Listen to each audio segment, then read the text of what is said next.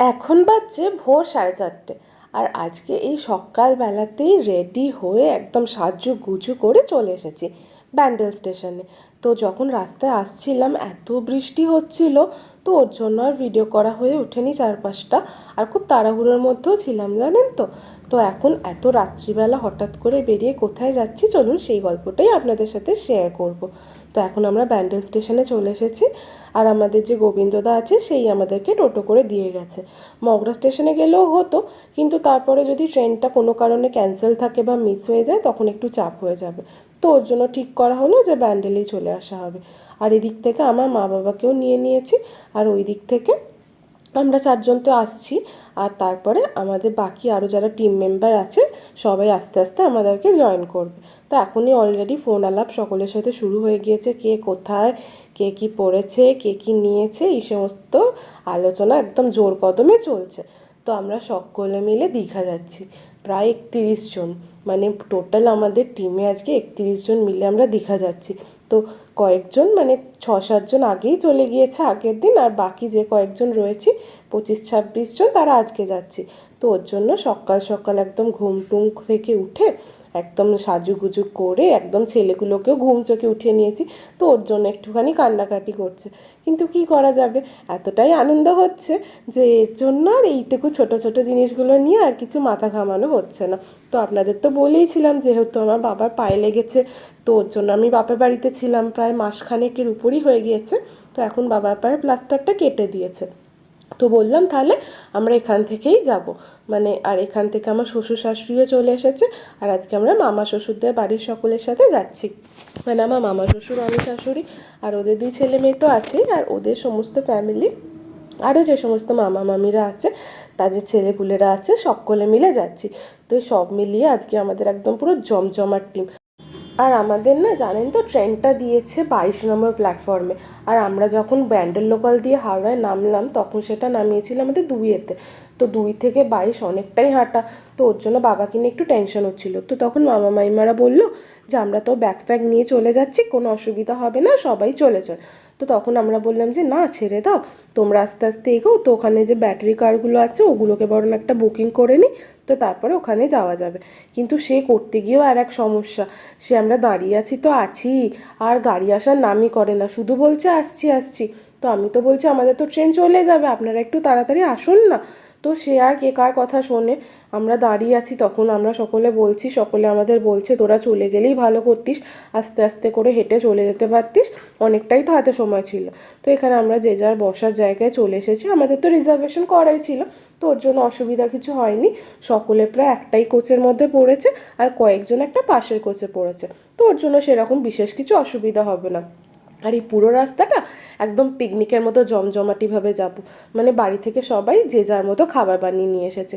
আমার শাশুড়ি যেরকম ঝালমুড়ির জন্য সমস্ত কিছু বানিয়ে নিয়ে এসেছে, মুড়ি, পেঁয়াজ, শসা, লঙ্কা, চানাচুর, টক জল, তারপরে বিট নুন, চানাচুর, যা যা লাগে সব কিছু, তার সাথে পাপড়ি চাটেরও সমস্ত পাপড়ি টাপড়ি নিয়ে একদম পুরো সব রেডি করে নিয়ে এসেছে। মামি শাশুড়ি এদিকে চাউমিন বানিয়ে এনেছে, এগ চাউমিন। তারপর আরেকটা মামি শাশুড়ি সে পরোটা আলু চচ্চড়ি করে নিয়ে এসেছে। তো এখন মুখ চলতেই থাকছে, তার মধ্যে তো ট্রেনের এইটা সেইটা খাবার রয়েইছে, চিপস, চকলেট, বিস্কিট, এগুলো তো আছেই। তো একদম মুখ চালাতে চালাতেই পৌঁছে যাব। তো ছেলেগুলোর জানেন তো কয়েকদিন আগে যাওয়ার আগে জ্বর হয়েছিল। তো ওর জন্য আমি খুব ভয় পাচ্ছিলাম যে যাওয়ার সময় যদি ওদের শরীরটা না ঠিক হয়, কারণ ওদের যদি একবার জ্বর হয় তাহলে আর জ্বর করলে ঠিকই হতে চায়। এই দেখুন, এটা হচ্ছে কোলাঘাট স্টেশন। গল্প করতে করতে কোলাঘাট অব্দি চলে এসেছি। মানে কী করে যে দুপুর করে হাসি ঠাট্টা গল্প গুজব করতে করতে সময়টা কেটে যাচ্ছে বুঝতেই পারছি না। আর এখন এত বৃষ্টি হচ্ছে চারিদিকটা, পুরো একদম অন্ধকার কালো মেঘ হয়ে রয়েছে। তো ওর জন্য আমি বলছি দেখো আমাদের কপালটা খারাপ, বৃষ্টির মধ্যে আমরা যাবো, ভালো করে স্নানও করা যাবে না, কিছু না। সত্যি কথা বলতে কোথায় বলুন পুরী কোনো সাহায্যেই আমাদের আর কিছু স্নান করা হয়ে ওঠে না। তো ছোটোবেলায় আগে যখন ছোটো ছিলাম তখনই করতাম, কিন্তু এখন যখন বড় হয়ে গিয়েছি তখন বেশি পাহাড়টাই টানে। আর কিন্তু এবারে যেহেতু অনেকজন যাচ্ছি, আর বাচ্চাদের সংখ্যাও, কচি কাচাদের সংখ্যা এই টিমে অনেক। হ্যাঁ মানে আমাদের দুটো ছেলে তো রয়েইছে, তারপর দিশান রয়েছে, তারপরে বাবু সুটু রয়েছে, মানু রয়েছে, বর্ষা, সোনাই, আকাশ, সবাই রয়েছে। তো ওর জন্য এখন যেহেতু টিমে ছোটদের সংখ্যা অনেক বেশি, তো ওদের আবদার রাখতে তো স্নান তো করতেই হবে। তো ওর জন্য একটু একটু এক্সাইটেড হচ্ছে, এবার স্নান করা যাবে। তো দীঘাতে নেমে পড়েছি। তো এখানে তো আমাদের লজটা বুকই করা রয়েছে, মানে যে গেস্ট হাউসটায় যাবো আমরা, কলকাতা পুলিশের একটা গেস্ট হাউস আছে মাতৃভবন ওল্ড দীঘাতে। তো ওটা আমার মামা শ্বশুর বুক করেছিল, তো ওখানেই চলে গেছিলাম। আর এখানে দেখুন, ওখানে একটুখানি ড্রেস ফ্রেস চেঞ্জ করে একটু ফ্রেশ হয়ে তারপর আমরা বিচের ধারে সকলে চলে এসেছি। তো ওখানে একটুখানি ব্রেকফাস্ট করে নিয়েছি সকালবেলা, তরকারি টরকারি সব রান্না হয়েছিল। তো ওই সঙ্গে খাবার দাবার সব আমরা কিছু কিনে কাটে দিচ্ছি, আর ওখানে আমাদের যে কুক আছে সেই সব কিছু রেঁধে বেড়ে আমাদেরকে সার্ভ করে খাওয়াচ্ছে। তো যাই হোক, এরপরে আমরা এখানে চলে আসছি, আর এখানে সবাই অলরেডি যে যার মতো চলে এসেছে, আর কেউ কেউ এখনও আসেও নি যাদের শরীরে না পারমিট করছে। তো এখানে আমরা আস্তে আস্তে বা সি বিচের ধারে যাচ্ছি, কিন্তু এত বৃষ্টি পড়ছে না, ওইটাই একটুখানি মানে কেমন লাগছে। আর ছাতা নিয়ে কোনো জায়গাটা ঘুরতে ভালো লাগে বলুন? আর সমুদ্রটা দেখুন কি উত্তাল, এই জন্যই বলে বর্ষাকালে দীঘা আসতে হয়। পুরো পুরীর মতো ঢেউ, কে বলবে এটা দীঘা? দেখে মনে হচ্ছে না পুরো পুরী, কি বড় বড় ঢেউ। কিন্তু একটাই জিনিস জানেন তো, বিচগুলো এত নোংরা হয়ে থাকে, চারপাশটা এত মানুষ আবর্জনা ফেলে, এইগুলো একটু ঠিক করা দরকার। দেখছি যদিও মাঝে মাঝেই সবাই এসে একটু পরিষ্কার করে যাচ্ছে, কিন্তু তাও মানুষের মধ্যে সচেতনতাটা আসা খুবই দরকার। আর জলটাও দেখুন কীরকম ঘোলা ঘোলা মতো, কিন্তু তাও কোনো ব্যাপার না, আমরা সবাই যেহেতু আছি সবাই মিলে খুব সুন্দর করে স্নান করব, সেটাই সকলের ইচ্ছা। প্রথমে ভেবেছিলাম এই বৃষ্টির মধ্যে আর আজকে জলে নামবো না, 3 দিন ধরে তো স্নান করবো না, আমরা তো টোটাল 3 দিন থাকবো।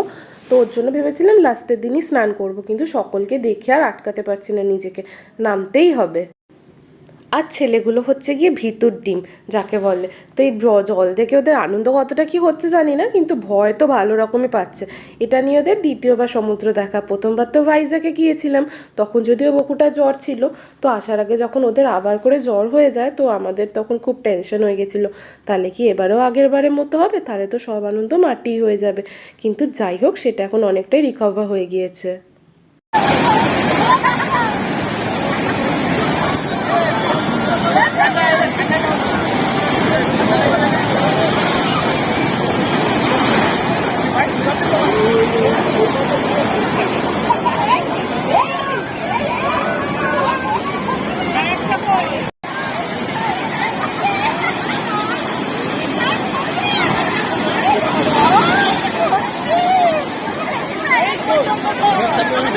হ্যাঁ, ওটা চল বুঝলে।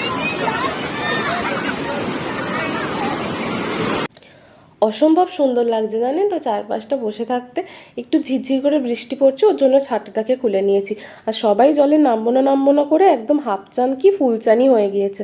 তো আমার গলার অবস্থা শুনে তো বুঝতেই পাচ্ছেন যে আমার প্রচণ্ড রকম ঠান্ডা লেগেছে। শুধু আমার কেন, বাড়ি ফেরার পরে সকলের ঠান্ডা লেগেছে, মানে ছোট থেকে বড় সকলের। তো ওর জন্য আমিও বাদ রাখিনি। তো এত ঠান্ডা লেগে গিয়েছে আর এত স্নান করেছিলাম, তো ওর জন্যই এই ফলাফল আর কি। তো যাই হোক, ওখানে আপনারা দেখতেই পাচ্ছেন তো আমাদের পুরো ফুল টিম প্রায় হাফের বেশি নেমে গিয়েছে, আর এখানে আমরা বসে বসে এনজয় করছি। তো আগামী ভিডিওগুলো আপনাদের সাথে শেয়ার করব। আজকে এই পর্যন্তই, টাটা।